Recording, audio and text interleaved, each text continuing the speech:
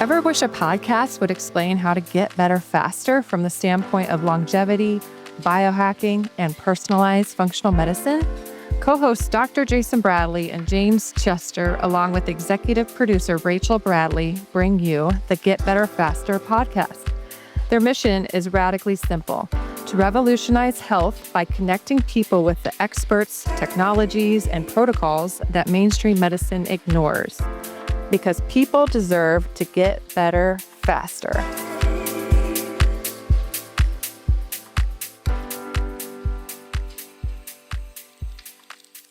All right. Hello, Get Better Faster Nation. I'm Dr. Jason Bradley, and along with my co-host, the one, the only James Chester, and our incredible executive producer, Rachel Bradley, we want to welcome you to another exciting episode of the Get Better Faster podcast. Today, we're joined by a man who has spent over 20 years researching the vulnerabilities of cancer cells and has developed what he calls a targeted, natural, and non-toxic approach to cancer prevention and therapy. Mark Simon is the founder and director of the Nutritional Oncology Research Institute, NORI for short, and CEO of NORI Nutraceuticals. His background spans neuroscience, biomedical engineering, and clinical nutrition, and he's been training doctors worldwide on his revolutionary NORI protocols. What makes Mark's work so compelling for the GBF Nation is his focus on the Achilles heel of cancer, harnessing the power of nutrition to exploit cancer's primary weaknesses. I'm totally stoked for this episode since cancer is the #2 killer nationwide and might be completely preventable. Without further ado, Mark, welcome to the show. Thank you. Thank you for having me. Well, Mark, I had a chance to have a quick chat with you in the green room before the show started, and you said you could talk probably an entire day. So I'm excited to at least have the next hour and a half with you so we can discuss some of the topics that are in your wheelhouse. But I love origin stories. I love to understand how people get involved with the work that they do. And as Dr. Jason mentions, cancer is a top 2 killer and I think globally. So when it comes to this topic, it was one of the things that was a cornerstone for why I wanted to start this podcast with Dr. Jason, because I was like, look, we got to tackle the big 3. We got to tackle heart disease, heart attacks, cancer, and diabetes. And we had to find people that are experts and subject matter experts on these topics. So can you take us back to that moment and tell us when you first realized that there was a different path and a way that you could help people get better faster through nutrition and help them through oncology with a holistic approach? Well, it really started about 44 years ago. That's when I changed my own diet to plant-based. So I've been strictly plant-based for this amount of time, for 44 years. So I guess it's a little over 20 years ago, my wife was diagnosed at age 43, stage 3 breast cancer. So I was very personally involved in this. And, she went the traditional path with the surgery and radiation and stuff, and it didn't serve her well. But I did a lot of research during that period of time when she was alive. And I came across some really, really interesting information about selenium in cancer. So I already had the understanding that plant-based nutrition is quite powerful in preventing cancer and diabetes and heart disease. But it really forced me to really dig deep and understand, this relationship, this intersection between plant-based nutrition and cancer as far as prevention and treatment. So what I uncovered is that there is a form of selenium. This is a trace mineral. It's in supplements. You can buy it as a supplement. It's called sodium selenite. It's a selenium salt. So there's research going way, way, way back, many decades. And it's showing that this form of selenium can selectively kill cancer cells, all different types of cancer, at fairly low dosages that are safe. And I thought, wow, This is just incredible and amazing, and it's super cheap and inexpensive.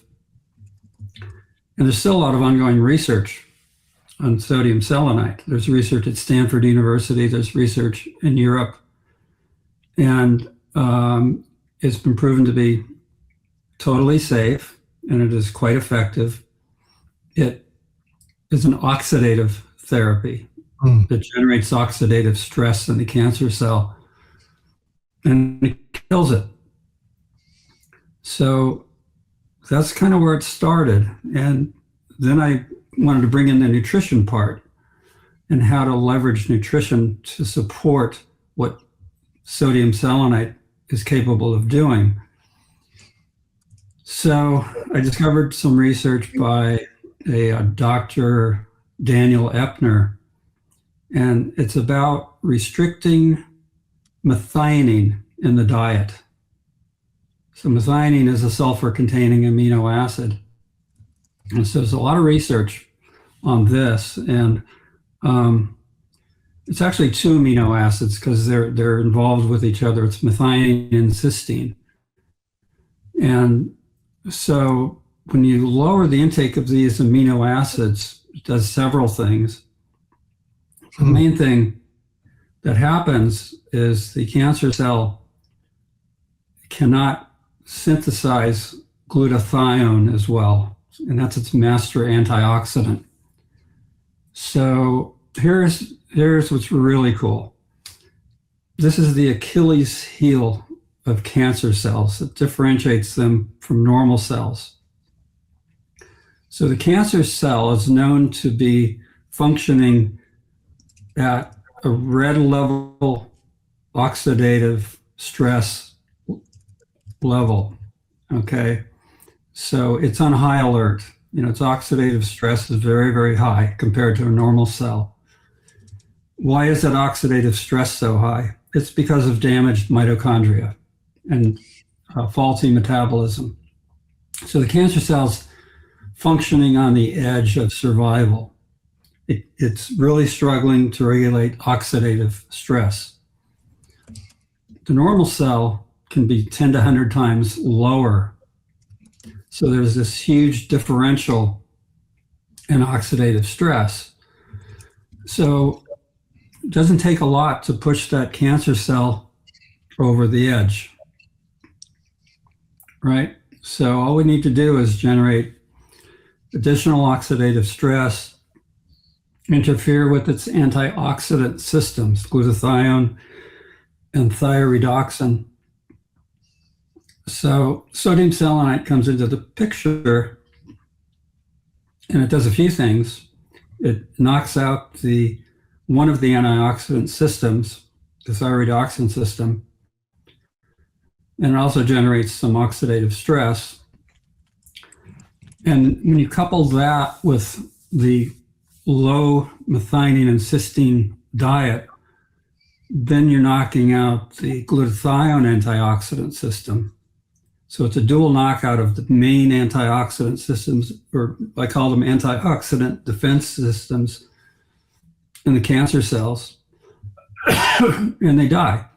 There's different forms of cell death. It may be apoptosis, it might be ferroptosis, or other types of cell death. So it's very simple, it's very targeted. Today, there's a few other things involved to make it work better. So there's other pro-oxidants.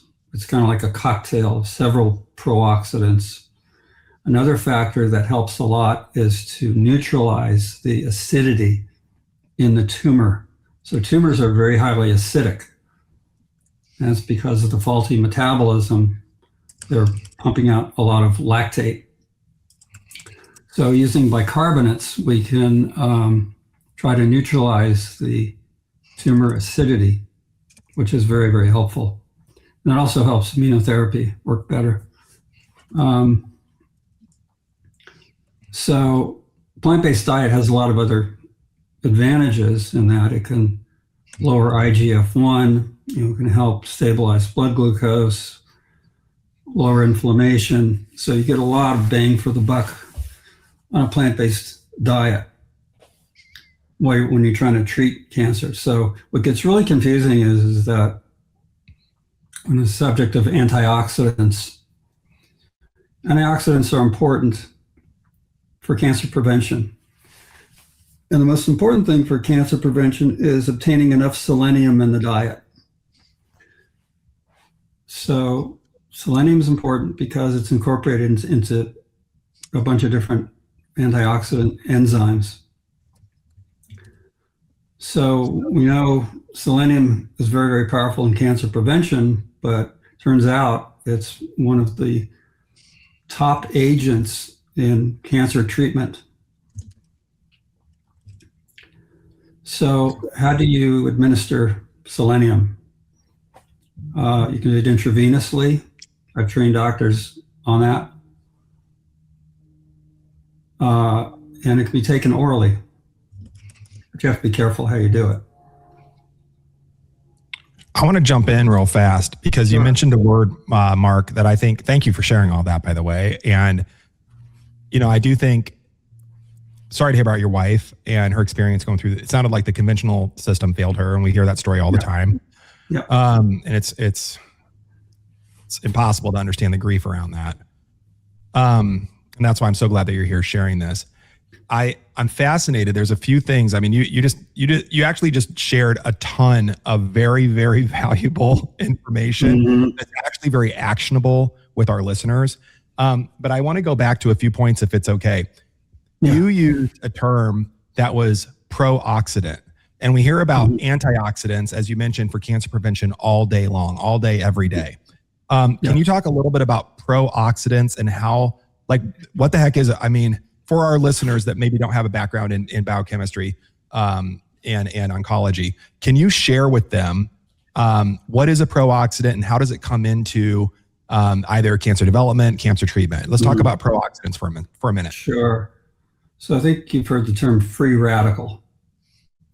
So the most common radicals are oxygen radicals, which can be different forms. It can be hydrogen peroxide, H2O2. It can be OH minus, the hydroxyl radical, or O2 minus. So they're called reactive oxygen species. So in all the scientific literature, it's called ROS, reactive oxygen species.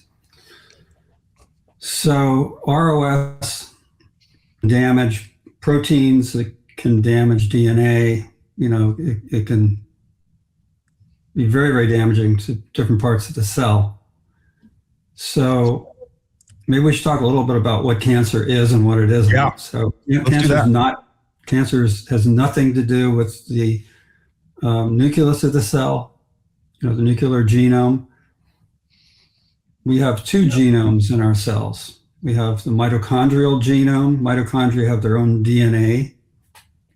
And the science is telling us that cancer is related to DNA damage or mitochondrial DNA damage. And it doesn't look like it has much to do with the damage to the nuclear DNA. That may happen later on in the development, but it's a mitochondrial dysfunction. The science supports this very, very strongly. So that's one of the reasons why cancer cells upregulate glycolysis. They consume more sugar or glucose because the mitochondria are not functioning well. There's issues in the electron transport chain. So, glucose comes into the cell, it goes through 6 steps, and then it's converted to pyruvate. Pyruvate goes into the TCA cycle in the mitochondria, and then at the very end is the real high energy output process called, it's oxidative phosphorylation, and it's called the electron transport chain, and that produces all this ATP. So that machinery is not working properly in the cancer cell. So it has to compensate for it, and it upregulates glycolysis, or the fermentation, anaerobic glycolysis, fermentation of sugar. So there's a lot of interest now in, the ketogenic diet and, hitting all these metabolic pathways and everything. So that's an approach to support cancer treatment. I don't buy into that at all. I do something different. In fact, the dietary protocol involves eating lots of carbohydrates, mostly fruits, vegetables, potatoes. And we stay totally away from animal products because that's where all the methionine and the cysteine is in meat and fish and eggs and dairy. And it's much lower in plant-based foods, very, very low in fruits. So some patients go like totally fruitarian. And that works really, really well because it brings down those amino acids to really low levels. And we see patients get better just doing that alone. You know, I wrote a book in 2023. I was blessed to have it be an international bestseller. I like to give myself a shout out for that, the Epic 5 plan. If anybody wants to check that out, it's on Amazon. If you're a Kindle Unlimited subscriber, it's free for Kindle Unlimited. Otherwise, paperback, very affordable. And the way I wrote that book, Mark, was basically, you know, here are the 5 pillars. I would have 6 pillars if I rewrote it today, but here are the 5 pillars that I shared with thousands of clients, you know, over a couple decades plus of work, to help them lay down a healthy foundation to be, you know, as healthy as possible, as long as possible. Yeah. And it was, you know, drink water and, you know, eat the right foods. I'll come back to that in a minute. Movement, nervous system regulation or stress management, and sleep patterning. I would add a 6th pillar in community. Surround yourself with people that are supportive and loving and health oriented. I think this is the crux of getting healthy. So I wrote this book, and the diet that I came up with is, I don't want to say dissimilar, but I would say it was plant leaning. I wouldn't say it was plant-based completely, but it was plant leaning. And, you know, I focused on healthy protein sources, healthy fat sources, kind of from an omnivore point of view, but we could adapt that to if somebody was vegan or vegetarian. You know, and then certainly, you know, low glycemic vegetables, high fiber content. Let's see, for fruits, I really centered on berries.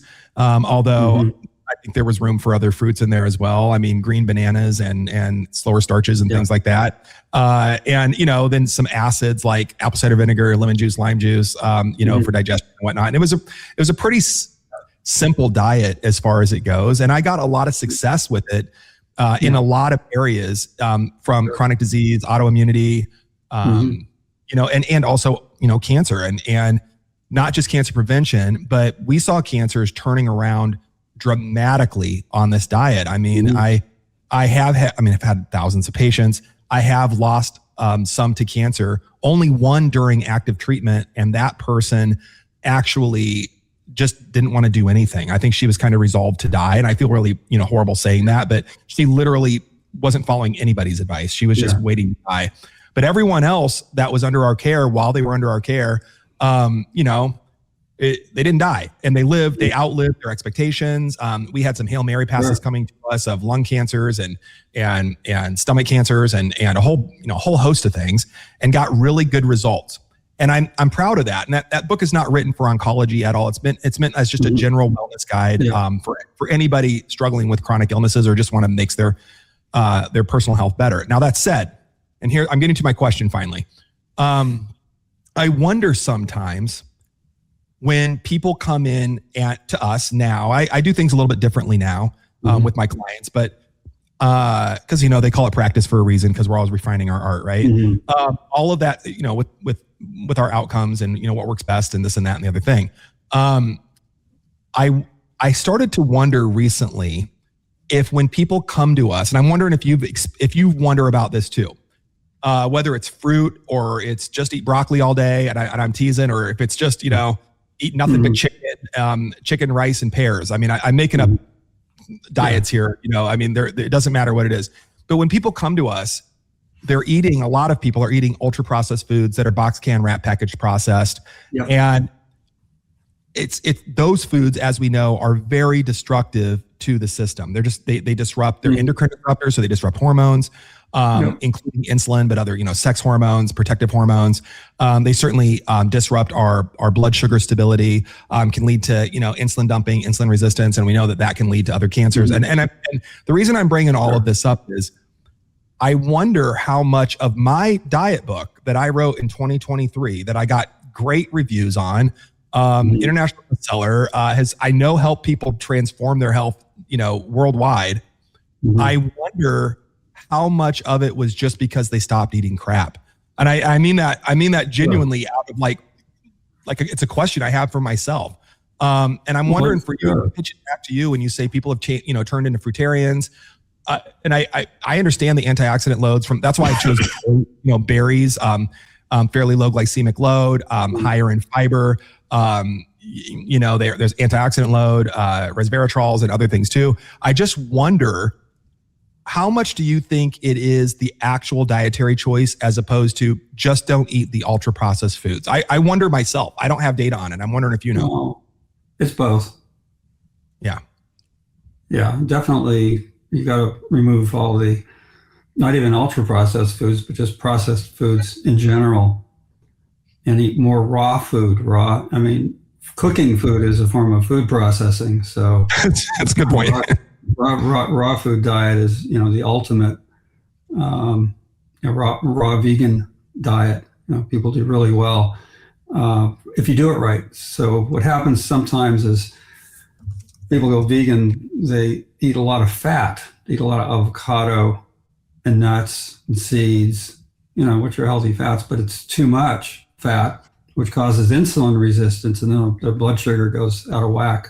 So the key, is low fat. Yeah.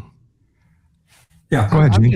I'm just curious, listening to both of you go back and forth about what to eat, what not to eat, how to eat.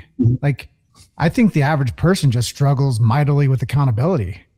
Like, how do you get somebody to say, hey, I'm just going to adopt a new plan, and it's just going to be 0 to 60, and I'm going to quit everything I've done for the past 30 years of my life and find this new pathway? I mean, obviously they're sick because they're experiencing some type of a symptom, but if you take it down to the brass tacks, you're talking about humans here. You're asking humans to stop go and to go and adopt a whole nother form of ways of thinking and doing and eating. Eating is probably what most people consume most of their time in their day thinking about and doing. They wake up. I'm thinking about dinner right now. What are you talking about? They wake up, they want breakfast, they finish doing their daily activities, they want lunch, they want a snack, they want more snacks, they want dinner, they want a midnight snack. How do you reprogram people for accountability to get them on the fast track to betterment? I don't have to. They're self-motivated. Okay. Because what's the alternative? Is the alternative, being on high-dose chemotherapy? Right. And I share all the scientific information on this. I show them charts showing how much of these amino acids are in different foods, so they, clearly understand it. And, dietary protocol, if you're motivated and you want to stay alive, for your family, for yourself, for whatever reason. It's a hell of a motivator, Mark. There's a deadly disease. And so. I hate to laugh, but it's a hell of a motivator, staying alive. No, but Mark's totally right though, because same thing, James and Mark, when I've been doing functional medicine or whatever, precision medicine. I don't even know the word anymore. 26 years, and I've had the luxury, the pleasure of seeing everything from fatigue to cancer. And I think ultimately, there's a different level. Mark's right. There's a different level of motivation from someone that's I'm tired and I don't want to be tired anymore, to I've been diagnosed with a terminal condition and I don't want to die. I mean, that level of motivation. I made a joke one time, and I'm not trying to make a joke, but with a oncology client, that if I had proof, like Mark said, scientific evidence, if I had proof that having them stand, on their head and reciting the alphabet backwards 3 times in the corner of the room 5 times a day, they would do it. They would absolutely just do it, because what's the alternative, like Mark said? And I think that's an important piece of the puzzle for this. It's just different than weight loss or more energy, or I want my hair to grow back, or I don't want to have diarrhea every day. It's just a different level of motivation. Well, for me, what I see is that a lot of people are being told not to eat fruit, to take away a really, really healthy nutritious food out of their diet because of this belief that eating fruit, is like consuming sugar and it's going to feed the cancer, which is nonsense. So most of these people are really happy that they can eat fruit again and all they want, because we naturally love fruit as humans. We evolved, that way. And these are the most healthy and natural foods one can eat, and it tastes great, and they provide a lot of energy. There's nothing better than that. So once they start doing it and they start seeing how they feel, they move forward. So most cancer patients are not sick. They don't feel sick. They have no idea they have cancer. You wouldn't know it. It's because cancer is not a disease. It's not a systemic disease, or it's not an illness or sickness. So I always tell the cancer patient, what it really is. It's an environmental injury. And early stage cancers are at a very, very low level, and it's confined, to where the primary tumor is, to an organ, whether it's in the prostate or the breast or the lungs, whatever. So it does not affect the rest of the body at all. So just because somebody has cancer doesn't affect patients, or all these toxic drugs used to treat, and radiation and other things. So most of the patients I deal with, they come to me, they're not sick. They're normal. They feel normal and healthy.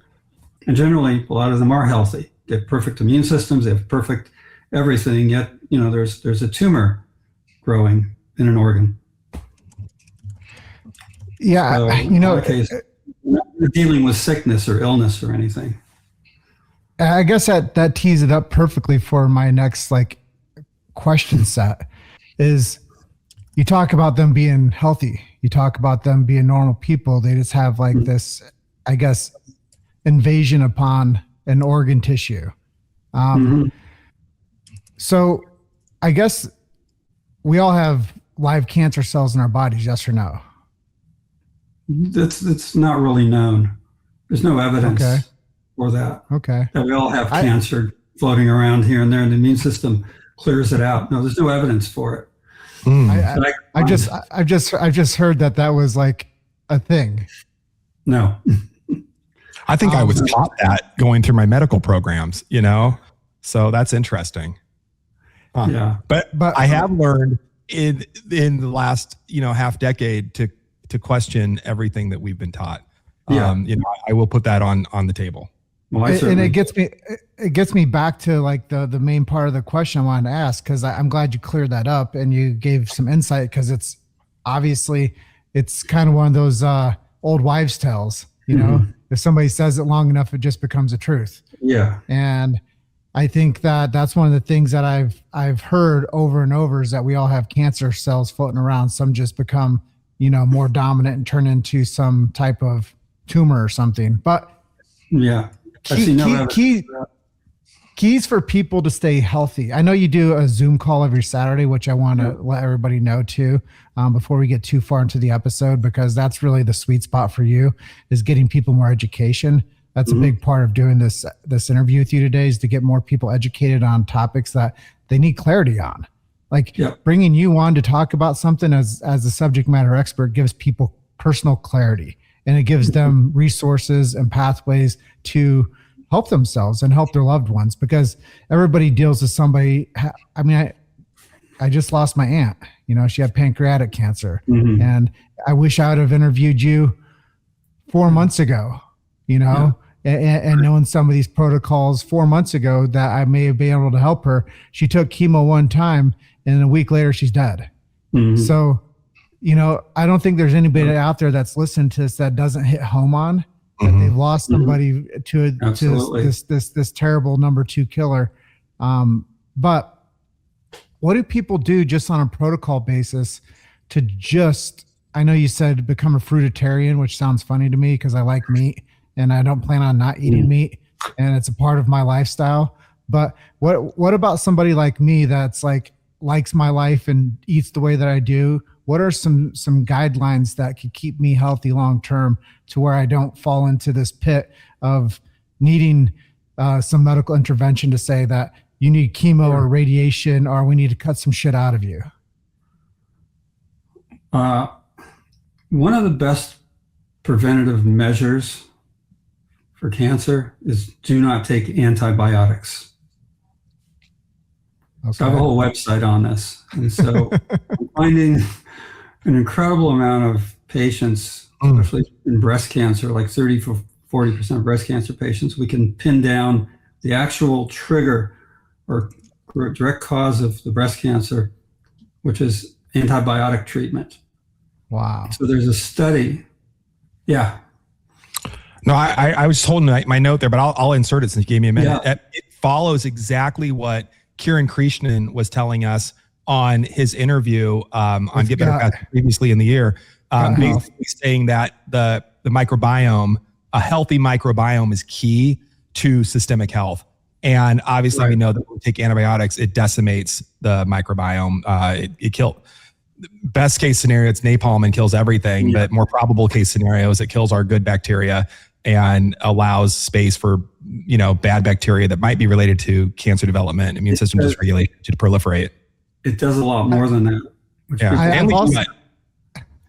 I've also heard that it spins people into depression when they use antibiotics. Yeah. So the damage to the gut microbiome is one level. There's a whole nother level.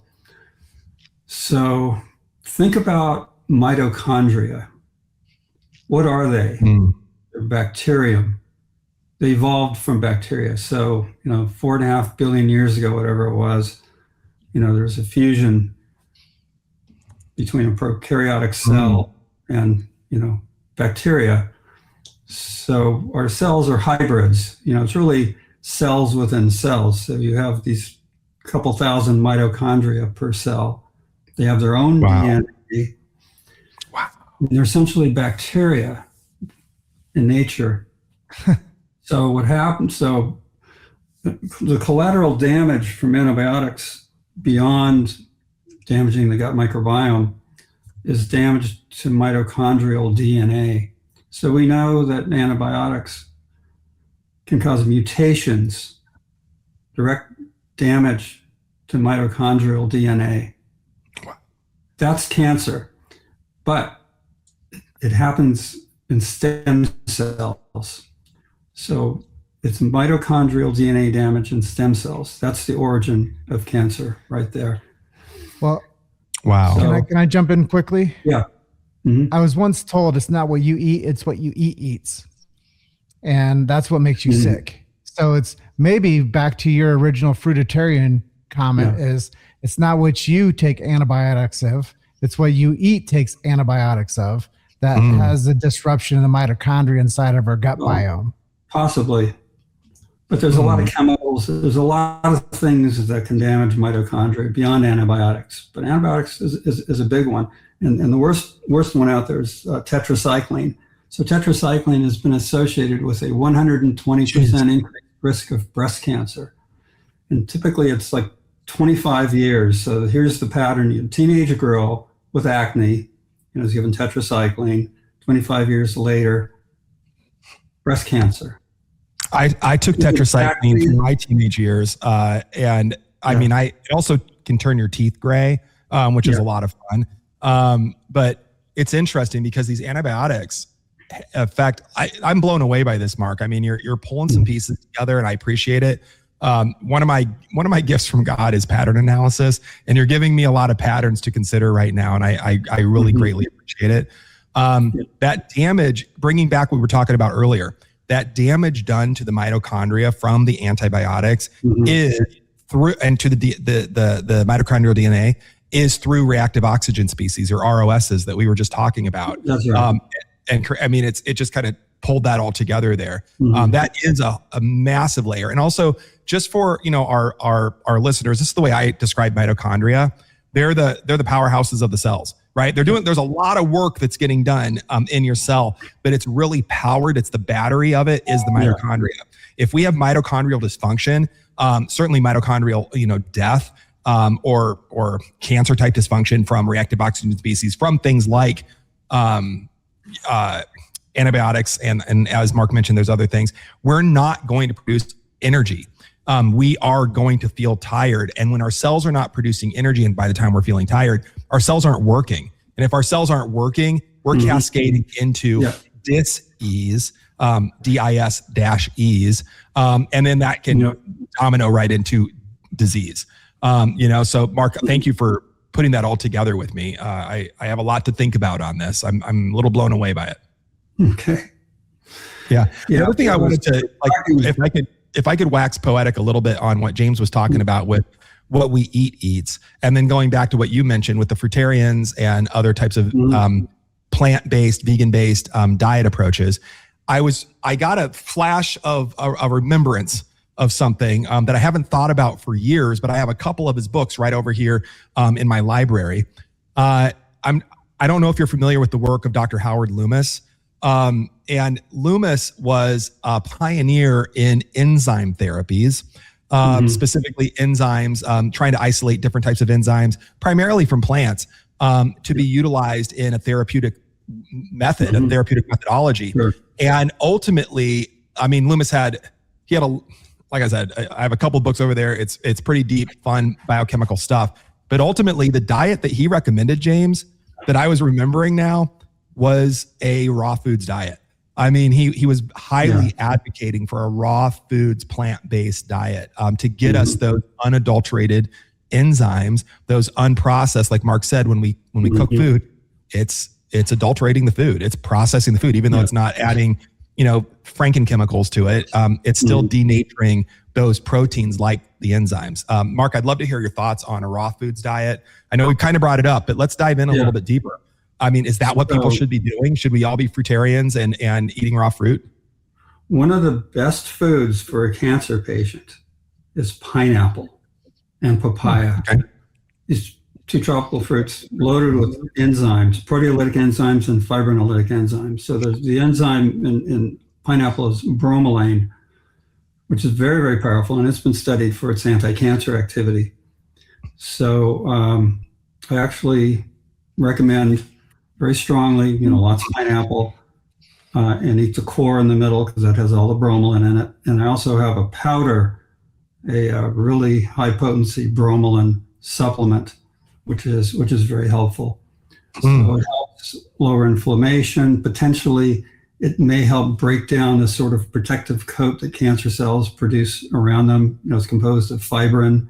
Can help prevent blood clots. So pineapple's a great food. Being here in Iowa, we have all the fresh pineapple that you can get. I'm teasing. That was a joke.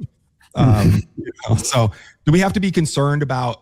I mean, I love that. I love the proteolytic enzymes, the fibrolytic enzymes. I love bromelain. I love the idea of pineapple.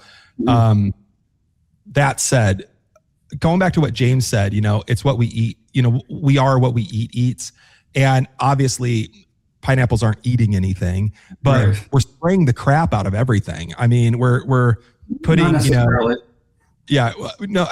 hear you, but we're putting organophosphates on a lot of foods. Sure. Those organophosphates, and the biggest one that comes to mind is something like glyphosate, previously produced by Monsanto and then purchased by Bayer. Largest, single person lawsuit ever run by an individual against a company, over $1 billion. Unfortunately, he passed away from lymphoma. But not, and you'd think it would have been a precedent to get rid of glyphosate, but we spray it on everything. My question is, do we need to be careful about, not only is it raw food, not only is it fruit, and maybe some low glycemic vegetables, but what about organic? And ideally, tell me about that. Yeah, ideally, yes, organic, but it's not a game changer during treatment. But, I advise people to look at the Dirty Dozen list. Environmental Working Group produces the Dirty Dozen.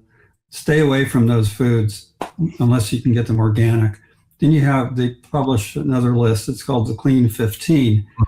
There's a lot of things. Pineapple has very, very low, if any, pesticide residues. So pineapple's a pretty safe food, whether it's organic or conventional. It's not heavily sprayed or sprayed at all. There's a lot of foods like that, so they vary. So like conventional spinach, conventional potatoes, conventional like peaches, cherries, and strawberries are up on that dirty dozen list. So they have very, very high detectable pesticide residues. I have a new marketing campaign for the pineapple industry. Yeah. Sure. Pineapple a day will keep the cancer away. Yeah, there you go. Potentially. So let's go back to meat and cancer. Let's go back to meat. Before we go back to meat and cancer, I just want to say we'll drop in the show notes, getbetterfasterpodcast.com. We'll put in links to the environmental working group, ewg.org, food news, and you can literally enter in your zip code and they can give you that dirty dozen and the clean 15. They update it every year. It's very similar every year. But Mark brought up a really good resource that's available for all of us. And what that resource does with the EWG, it literally tells us like this dirty dozen, like strawberries are on there. You should only eat organic if you're going to eat off that dirty dozen. Stay away from anything else. The clean 15 doesn't matter as much. It's for various reasons. So it can be, organic or not organic, and you're probably going to be better off eating the food anyway. So I appreciate that, Mark. Right back to you on I think it was meat and protein. Meat and cancer. So consumption of red meat and processed meats is highly associated with colorectal cancer. Okay, why? Why is that? The reason is that we don't totally digest meat and animal products in general very well. So you get a lot of undigested chunks of protein that enter into the colon. So the digestion in the stomach is not complete. The absorption and digestion is incomplete in the small intestine, but then there's the residue of undigested protein enters into the colon. What does that do? That feeds some highly pathogenic bacteria of all different sorts, of different strains of E. coli and other bacteria that produce toxins, like colobactin has been associated with colorectal cancer. So if you're eating a diet strongly meat-oriented, animal protein-oriented, and not a lot of fruits and vegetables, not enough fiber, whole grains, and everything else, that stuff sits there and accumulates there over time, sitting against the colon wall. And these bacteria, these pathogenic bacteria, are pumping out all these toxic metabolites, continuously, which damages the stem cells in the colon wall, which then you get polyps, and then you get a tumor, and then you got colorectal cancer. And colorectal cancer is occurring at much, much higher rates now in younger people in their 30s and 40s. Why is that? Well, look at what people are eating. A lot of fast food, garbage, not enough fresh fruits and vegetables, not enough of that fiber to just keep things sweeping through. So meat, got to remember, meat has no fiber. It's very difficult for the intestinal tract to push all this through. It's like pushing toothpaste through the tube of toothpaste. It's gummy. Yeah. Couple things here. I'm really interested in you walking us through a day in your life, from how you wake up and how you feed yourself to how you finish your day and go to sleep. If you would share that with us. I'm just really curious as to, you make it sound so easy, to just like not eat meat and to clear out the colon. But also a second level thing is I like fasting, and I think fasting does a great deal to help clear out some of this gunk, as you call it, the toothpaste and the tube type scenario. What is your take on fasting first? And then can you walk us through a day in the life of how you feed yourself? Yeah. Fasting doesn't physically clear out anything. Better than fasting is eating, just going all fruit. That way you get things constantly moving through you. This, fruit is like the body's best detoxifier and cleanser. You keep the fruit going and keep things moving through you. This is the best thing. It's better than fasting. It's better to eat. And especially for a cancer patient, a lot of patients come to me and they're underweight for various reasons. And tell them, do not fast at all. You got to eat at least 3 meals a day. Keep the energy coming in. We don't want you losing any more weight. The overweight patients, they will naturally drop their weight on this type of a diet.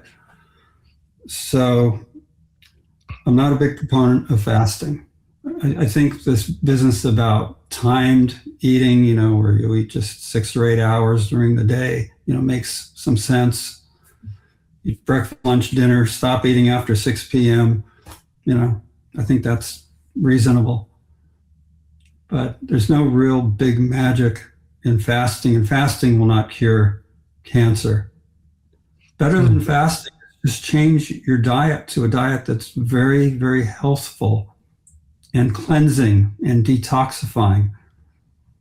You eat fruit, you physically clear out the digestive tract, you will clear out the liver, you will clear out the kidneys, you will clear out the whole circulatory system, every organ in your body. I find that really interesting as well. I've seen interesting success. This is just, again, my clinical experience. I would say I'm not a researcher. I'm an armchair researcher. I read a lot of books. I read a lot of articles. But I don't publish my research. It's a meta-analysis at best and just trying to understand patterns, like I said. But what I've found something curious, and I don't know, maybe it could just be completely coincidence. I have an N factor here of, maybe a couple dozen people that found me in our clinic with my brilliant partner, Dr. Rachel Bradley, and our executive producer. And we have people that come to us diagnosed with cancer. And a lot of times those people are Hail Mary passes. And we have a couple of Hail Mary passes on us, where it's, I haven't been given long to live and I don't want to do conventional treatment at all. We have those people. And we have other people that are, I haven't been given very long to live and I'm going to go ahead and do the chemotherapy, and maybe the radiation, just depends on the person. And I always like to honor, where our clients, where our patients are coming from and where they are, and try to help them understand, the process, so to speak. And I don't want to be, this is me. I don't want to be the guy that's like, absolutely don't do conventional therapy, because I don't want to tell people that. I mean, but if they've made that choice on their own, I will greatly and happily support them to leverage everything that I know to help them through the process the way they want to go through it. So coming back to the story, I remember we had a client many years ago, back when we had a brick and mortar, and he had flown in, he was seeing us. He had not been given very long to live. It was a lung cancer, pretty rapidly spreading, and he wanted to do the chemotherapy, and he was willing to do anything. And so this was what I told him. And I want you to tell me what you think about this, because I did employ fasting. I said, and I've used this subsequently, and I've always had the same outcome, but again, it could be coincidental. I don't have research on this. I just have clinical experience, anecdotal. This is anecdotal evidence. I want to be very clear for people listening. They chose to do the chemotherapy, and I said, you know what? Cancer cells like to eat sugar. And this is what I was told. So cancer cells like to eat sugar, and they're smart with the chemotherapy drugs, and they add sugar or sugar-like substances to those drugs so that the cancer cells are attracted to it. And that's how they target the cancer cells.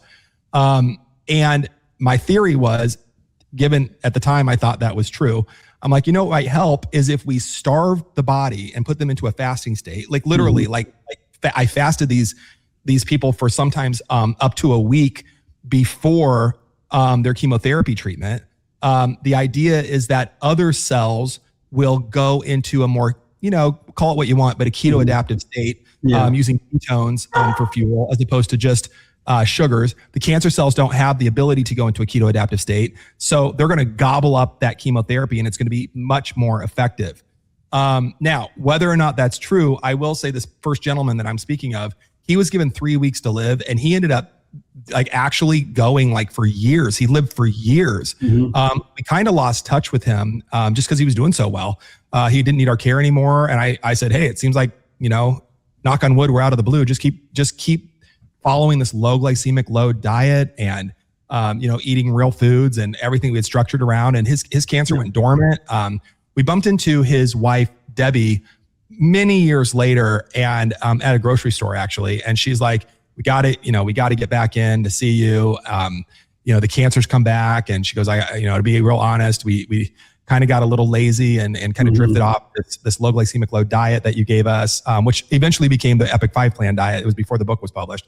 And long story short, he didn't make it. They didn't even make it back in to see us. And he ended up passing away. And it's kind of a sad ending to that story. But I've had a lot of cases where we've had these cancers of various types, whether it's lung or liver or prostate or, ovarian or breast or fill in the blank. We've seen a lot, brain cancer. My father, he died a couple of years ago, in February, but he was diagnosed with a terminal brain cancer, had diabetes, had the whole thing. And I did the same thing with him where I'm like, Dad, if you want to live, and coming back to what James asked earlier, I mean, dying is a pretty big motivator. He fasted, he reduced it. I mean, he ate low glycemic load. He did all of the stuff and he literally outlived a terminal brain cancer that had something like a 0.00 whatever percentage of survival. And I just wonder when I hear fasting, is really not all it's chalked up to be. What am I noticing anecdotally? Because I seem to see a pattern there, but I'm open that my noticing on this is flawed or skewed or biased. Tell me what I'm noticing and how should I be looking? What lens should I be looking at? Thank you. Yeah, look at the underlying science. So fasting is zeroing out the intake of these amino acids, methionine and cysteine.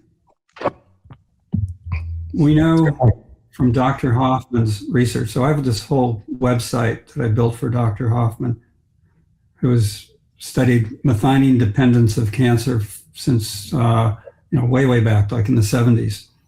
So he's doing clinical research now with an enzyme, an orally administered enzyme that one takes and it breaks down methionine in the gut before it's absorbed.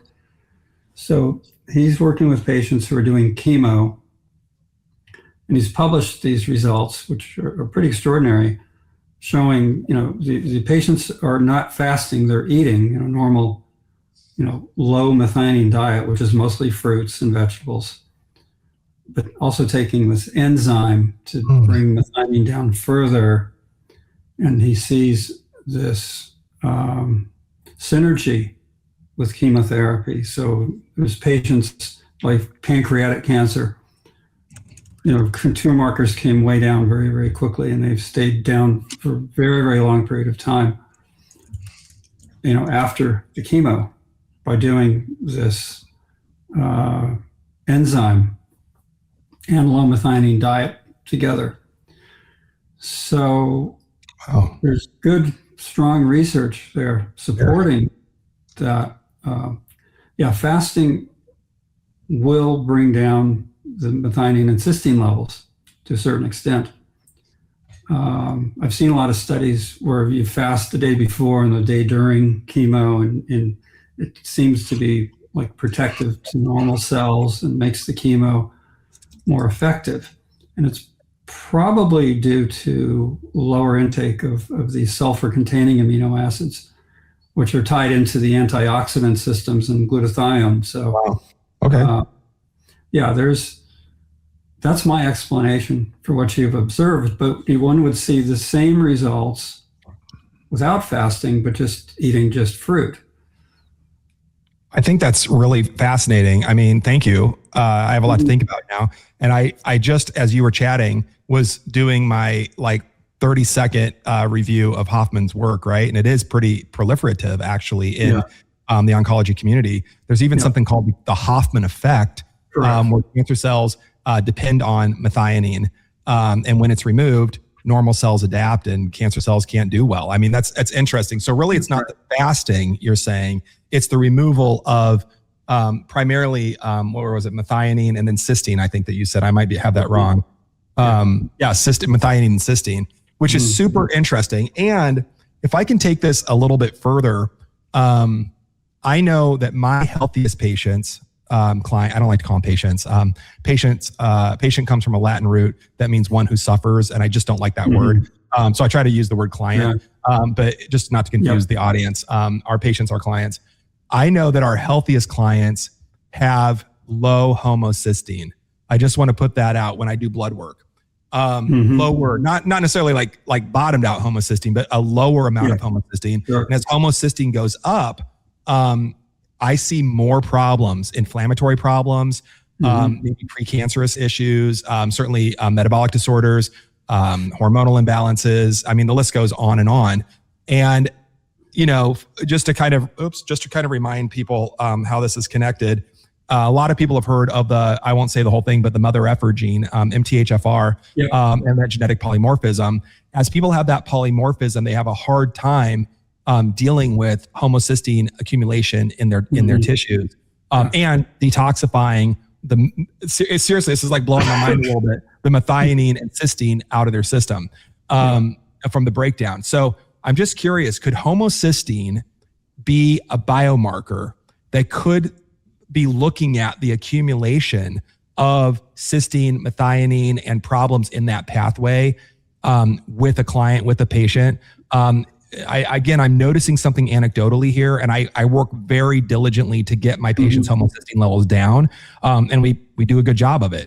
But I'm wondering, from your oncology expertise and nutritional oncology expertise, have you noticed a correlation with homocysteine or anything like that? I don't know if there's a question in there, but somewhere in there's a question mark if you can pull it out. Maybe. It's very, very complex. So, there's like two intersecting cycles. You have the methionine cycle and, the folate cycle, they're intersecting with each other, and it involves B12, and folate and vitamin B6. And it's really complicated and difficult to sort all that out. And it's a regulatory system. So what I have noticed is that if there's a cancer patient with MTHFR mutation, it's best not to try to fix it. That the patient will do better if you leave it alone, because if you start supplementing with methylfolate, B12, and other B vitamins, you may actually do more harm than good. You actually may create some promotion of the cancer growth. So best just leave that aside. That's interesting. That's super interesting. Or of the problem. It's actually an advantage to have that mutation, because the whole methionine cycle is not working normally, and it's not feeding the cancer cells as efficiently. So I'm a double allele with MTHFR. So, I have the double I have both of it. I'm like the worst of the worst, but maybe that's good for me. Maybe I won't get cancer. Maybe. So I think I like mostly what I've found, the longer I do the work that I do, I wind up with maybes a lot, I wind up with a lot of maybes like this. I have another question, and I'm just spitballing here, and I haven't even talked about selenite yet. I want to go back to that. That was way at the beginning of our conversation. I'm curious about Inuit populations on a traditional indigenous type of diet. Inuit populations, of course, eat a lot of fat, eat a lot of protein, don't have a lot of fruit available to them, but they have extremely low levels of cancer rates compared to, before we modernized, westernized, and processed their foods, right? But I'm saying prior to that, they had very low cancer rates. I'd be curious. I think I already have the answer, which I'm going to say is they weren't exposed to a bunch of ultra-processed crap that was causing problem in their body. But beyond all that, I'd love to hear your thoughts on that. Well, their lifespans are very short, though. It's not a blue zone or anything close to that. So they do have very short lifespans. They do consume the entire animal, and they consume most of it raw, and they do eat the stomach contents and organ meats and everything else. So they've adapted to what they've had to adapt to as far as food availability. But is it an ideal diet? No, nowhere close. But they have not been exposed to chemicals and pesticides, herbicides, and antibiotics and all kinds of other stuff.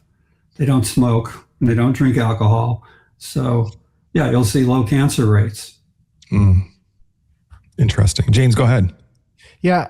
As you guys have been going back and forth talking scientific stuff, I'm the non-doctor here on the show. I think, Mark, you're not a doctor either, but it's great to hear Dr. Jason be able to talk about like different types of protocols that he works on with actual clients or patients, however you want to frame them.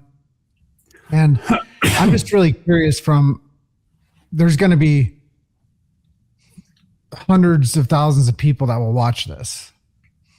And I'm just really curious for them, the Nori protocol, which you're the founder of, why hasn't it been adopted and gone mainstream yet? It probably never will, because oncologists are bound by their medical board to do only what they're licensed to do, which is prescribe FDA-approved drugs. They go anywhere outside that, they're going to lose their license. I call that the cut it out, drug it out, burn it out method. Yeah, so the oncologists know nothing about nutrition. They have no training in that area. They tell cancer patients, 99% of the time, they'll just tell their patients, eat whatever you want. It makes no difference. Eat ice cream, eat a steak, whatever. There's no bearing on anything.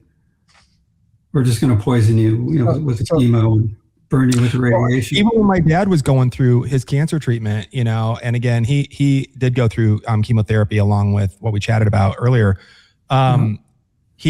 We go there and check in, and they had a big bowl of candy. They had like help yourself.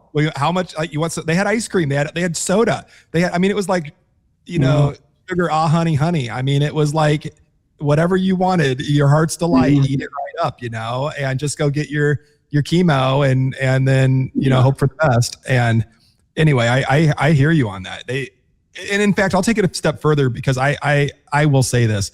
Not only do they not have training, but because it's not in the standard of care, and I think this is what the general populace misses. This is a key point.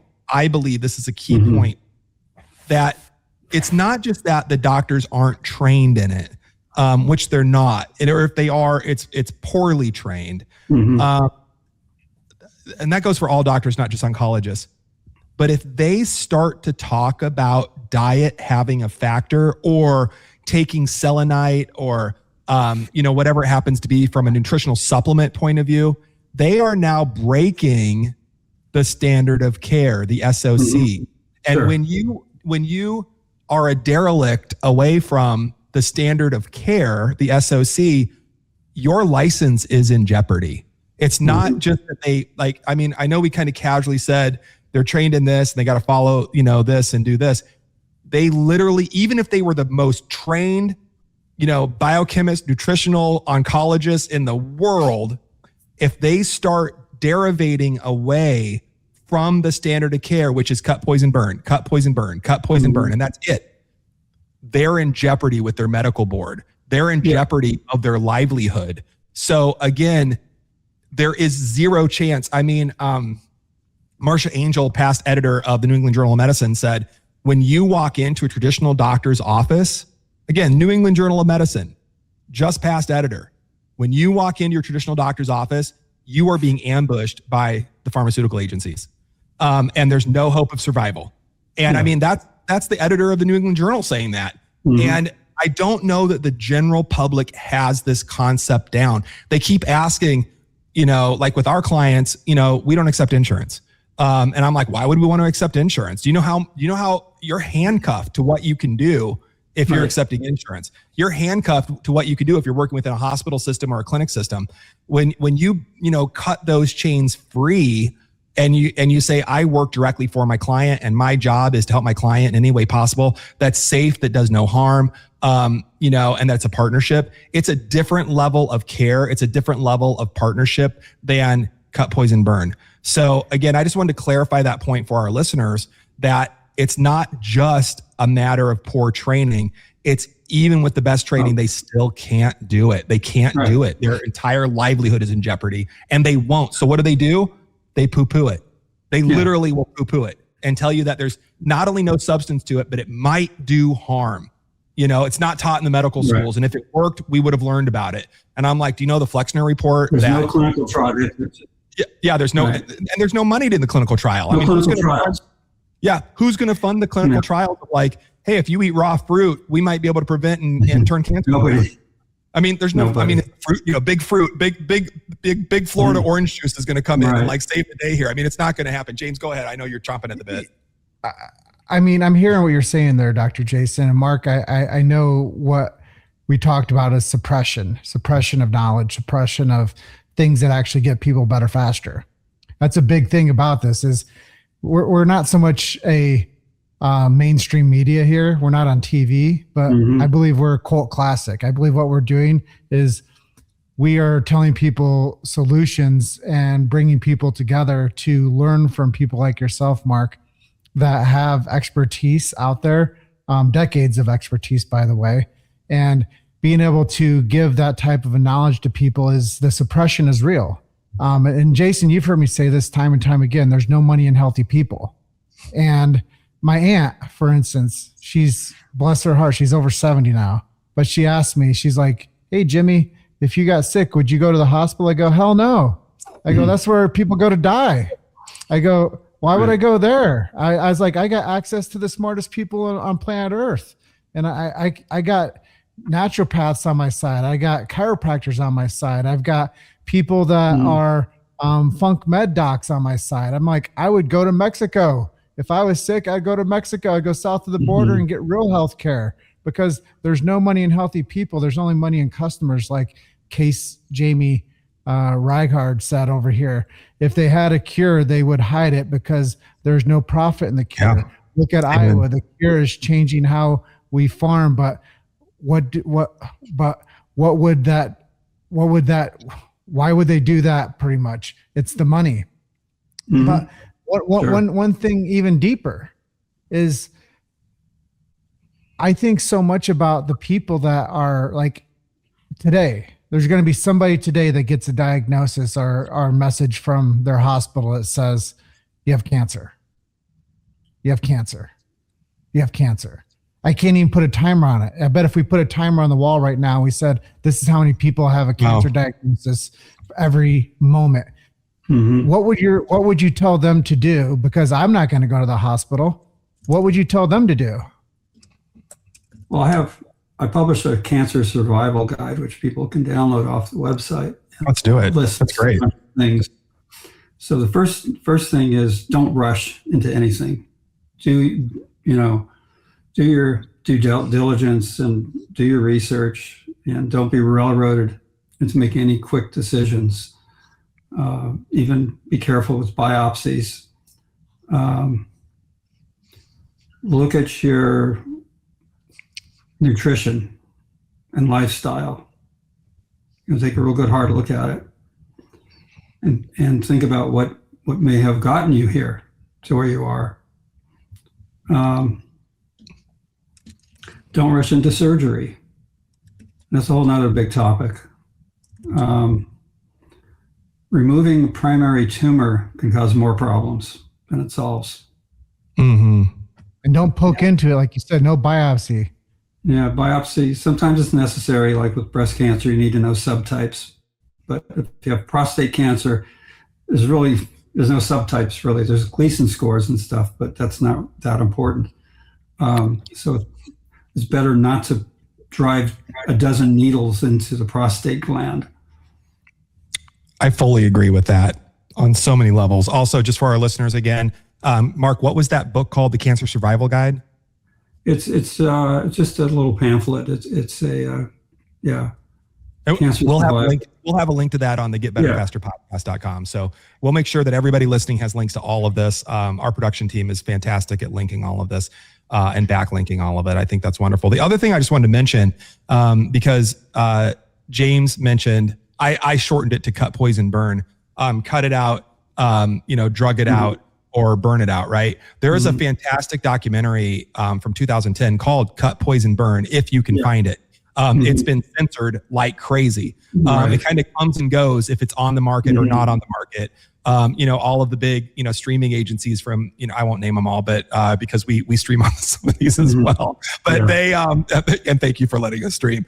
We don't want to be censored. We want to get the word out. But Cut, Poison, Burn, 2010 documentary did a very sharp look at America's, quote, war on cancer.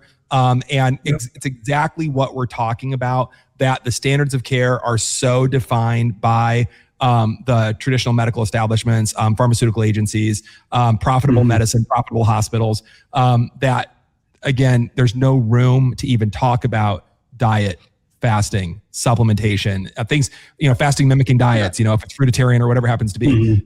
There's not even room to talk about it because it's against the rules. So check out Cut, Poison, Burn.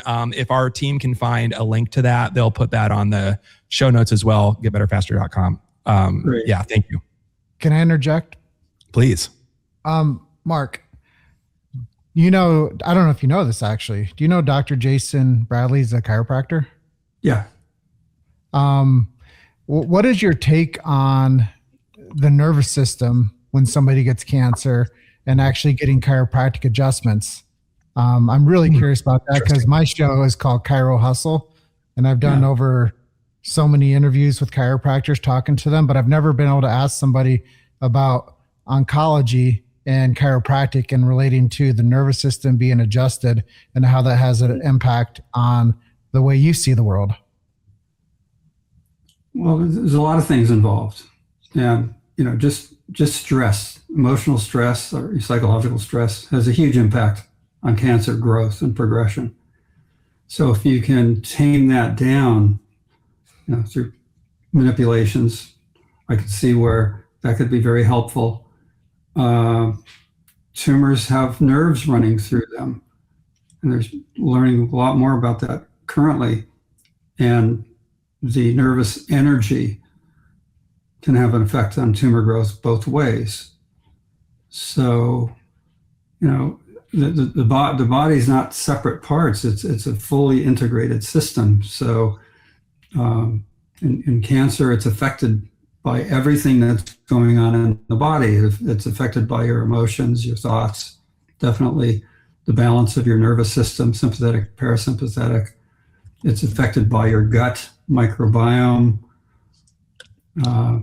pretty much everything in the system.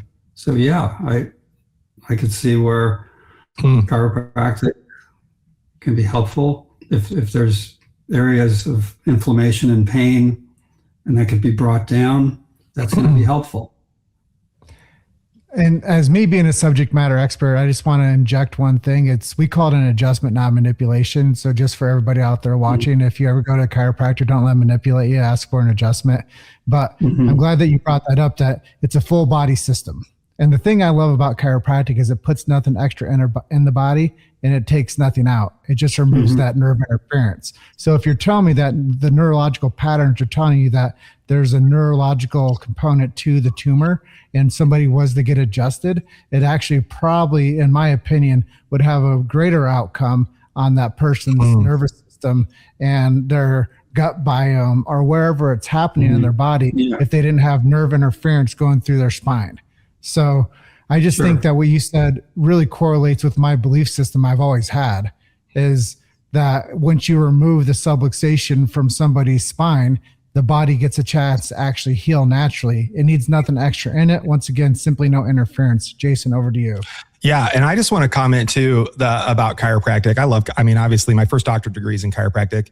And I've also gone through naturopathic medicine training. I've also have a doctor of health sciences. And then a few board certifications, and I could give my whole accolades here. But the reason I bring that up is I think people also, I just want to say this about chiropractic and just, extol it a little bit. I think people think that naturopaths get a better education in diet and nutrition than any other doctors that are out there. And I'm going to say this point blank, it's going to make a lot of friends around the naturopathic community. Naturopaths want to be medical doctors so badly. They want to prescribe, they want to do minor procedures. I think in 17 states, they're practicing as kind of watered down NPs, PAs, medical doctors. They're not the doctors of the natural path.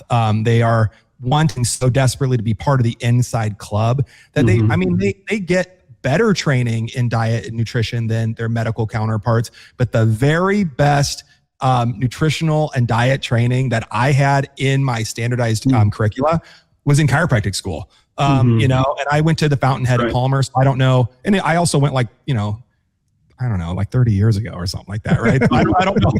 I'm getting old, guys.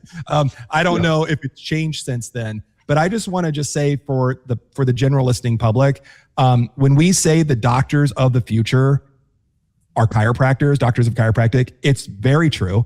And I would say the future is now.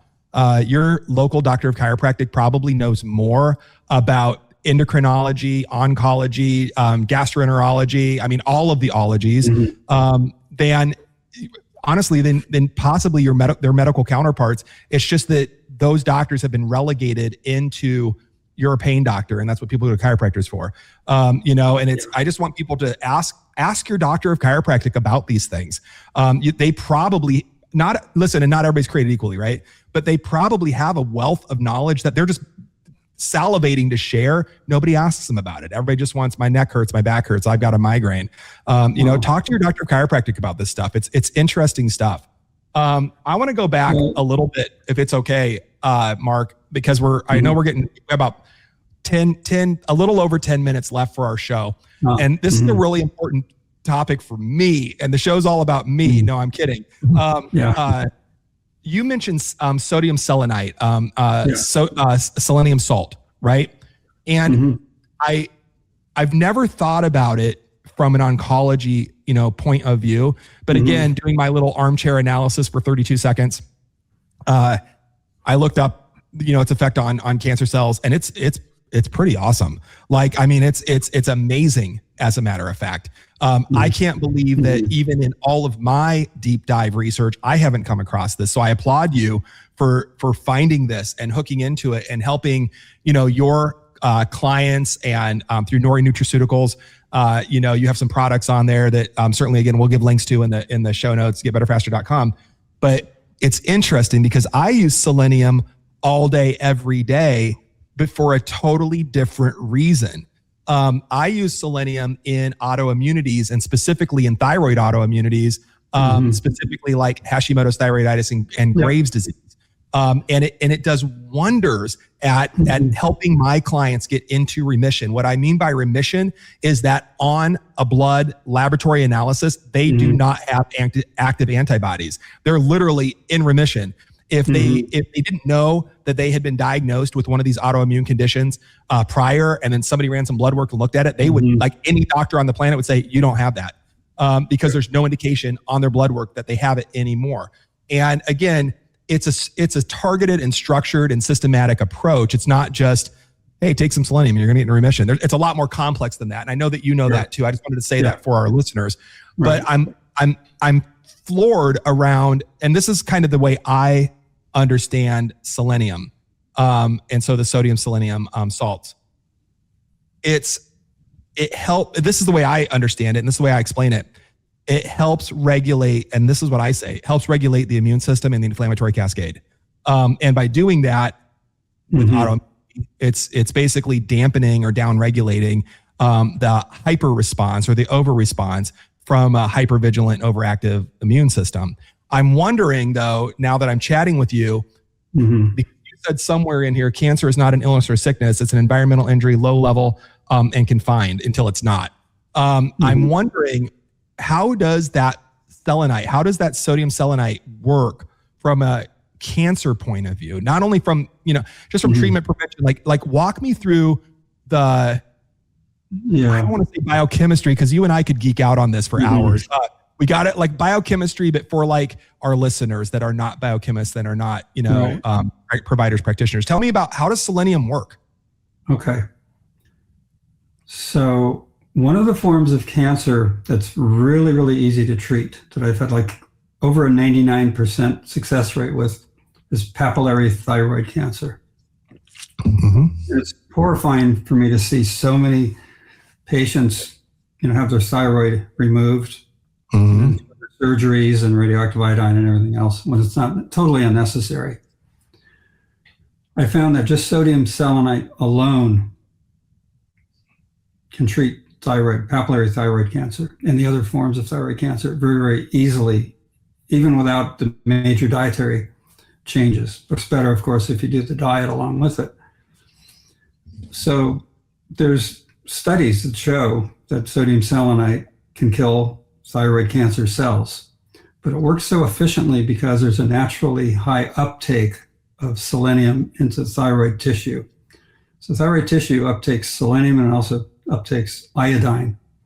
So for the thyroid to be healthy and functioning properly, it needs a good amount of iodine and selenium to operate properly. So yeah, you'll see improvements in Hashimoto's disease, Graves' disease, and other thyroid dysfunctions, and also thyroid cancer, just from high dose sodium selenite. Will get rid of the thyroid cancer pretty efficiently. So how does it work? It's not really related so much to it being selenium. It's related to its outer shell of electrons. It has to do with its oxidation state, because there's two forms of, there's sodium selenite and there's sodium selenate. And the only difference is, like one oxygen atom. So sodium selenite is Na2SeO3. Selenate is Na2SeO4.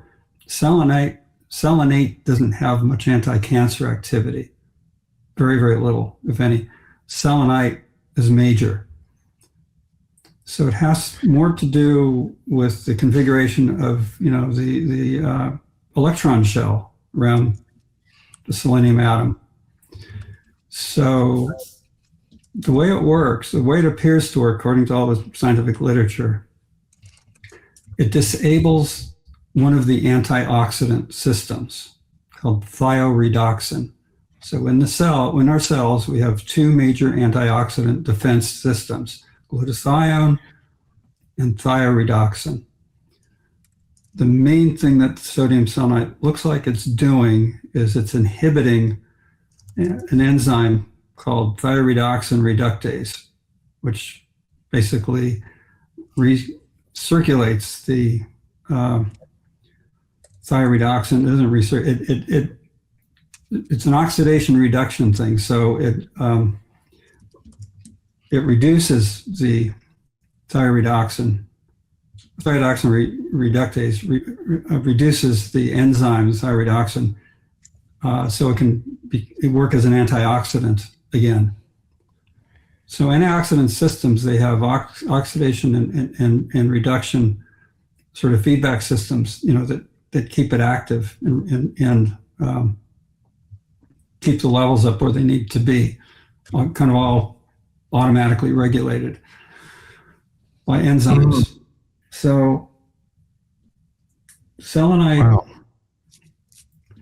knocks out this antioxidant system. And so without this antioxidant system, the cancer cell goes into oxidative overload. The oxidation builds up to the point where, it's going to have all kinds of downstream effects, and it's going to trigger apoptosis or ferroptosis. So that's the simplest explanation I can give you. Go ahead, James. Well, thanks for sharing that, Mark. I think that there's a lot there from a scientific brain standpoint for people to take in and to go back and rewatch again. Yeah.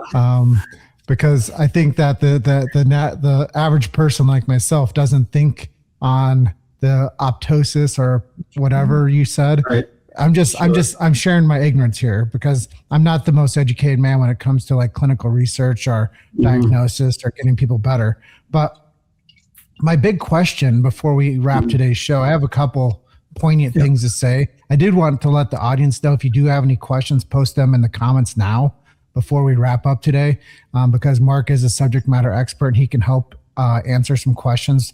We have a little bit of time if you guys do have some extended ideas that you would like to share and post in the comments. But why aren't more people educated on natural approaches? Why does it take a couple journalistic mob freaks like Jason and I to put a show on to educate people on natural approaches to getting themselves better faster? Like, why is it up to us? How about white coat syndrome? I don't know.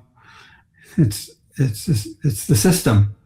It's the media, who's pretty much owned by the pharmaceutical industry.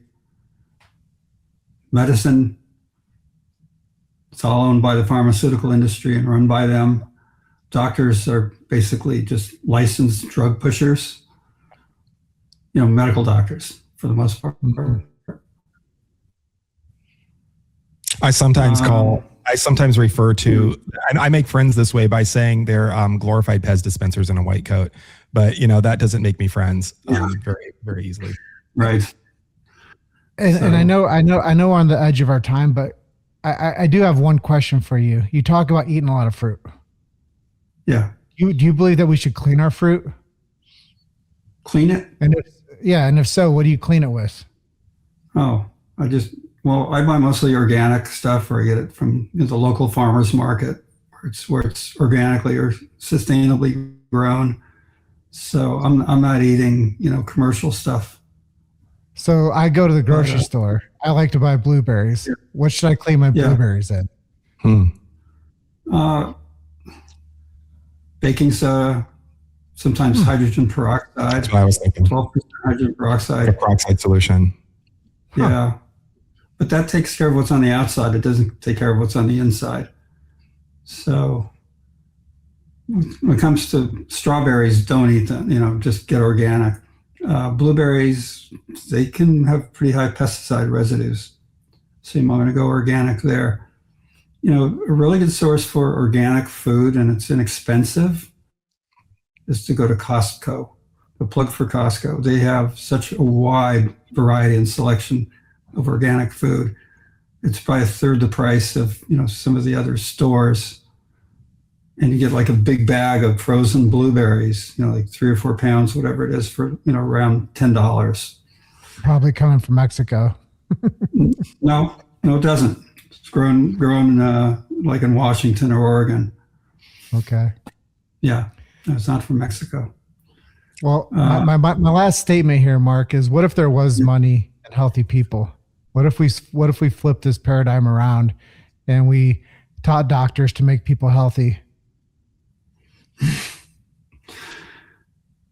I think take it disease by disease. So I think, let's say, take diabetes. Okay. That's totally fixable through a nutritionist that understands it, knows what they're doing, or a chiropractor who understands nutrition. Cardiovascular disease. These are chronic degenerative diseases, and they're caused by diet and lifestyle. So doctors are the wrong people because they're just putting a Band-Aid on it, with a drug. You want to fix these conditions, you go to people who are trained and experienced in nutrition and lifestyle.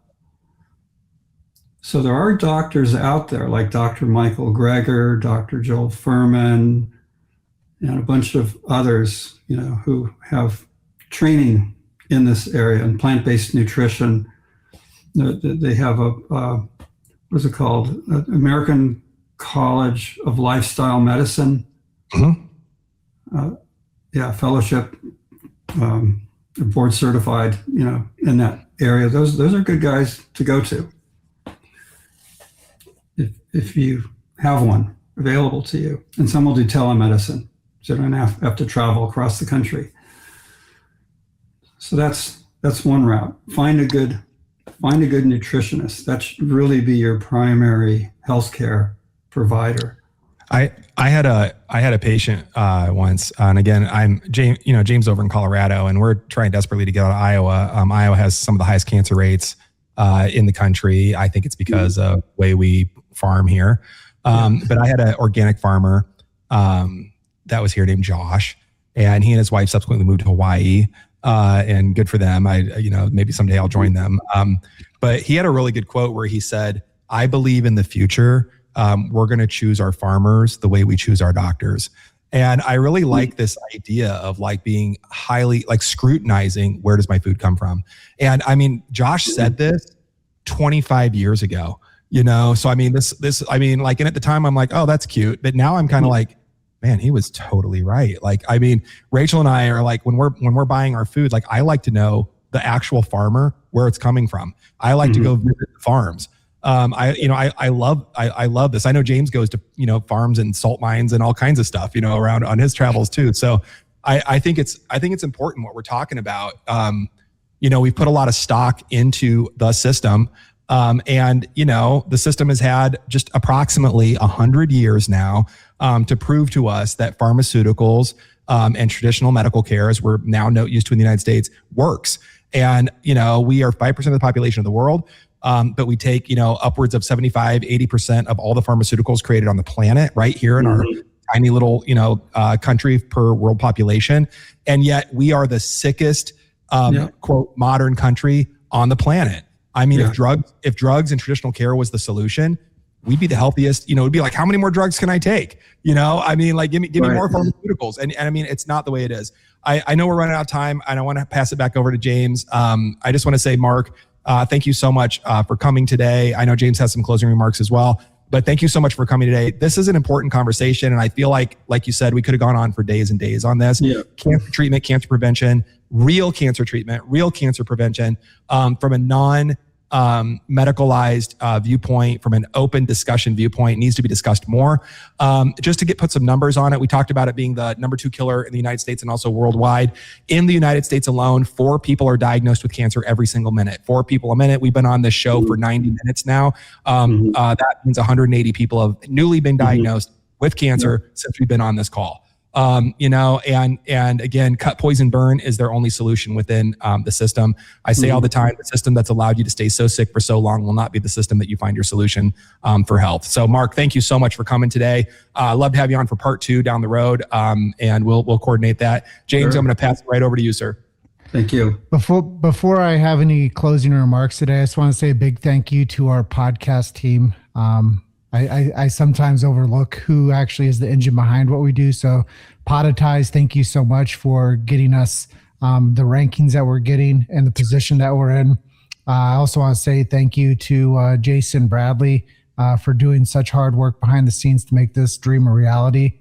And I also want to say thank you to Rachel Bradley for her diligence on getting us together to make sure that the shows go off and everything's scheduled and everything is launched and ready to go when I step behind this microphone. So thank you, Rachel. Thank you, Jason. Thank you, Tom at Podetize. If you guys want to launch a podcast, reach out to the Podetize team. I'm sure that they would love to hear from you. But Mark, today has been absolutely eye-opening. So much information I didn't know. And I'm sure our viewers that are still on the line watching, they didn't know this stuff either. I'm sure they all have somebody out there that's sick or suffering that they can give this as a recording to, as a resource, so they can start educating themselves on understanding the ways to get better faster. And for our listeners, Mark has shown us that cancer is fundamentally as a vulnerable that we can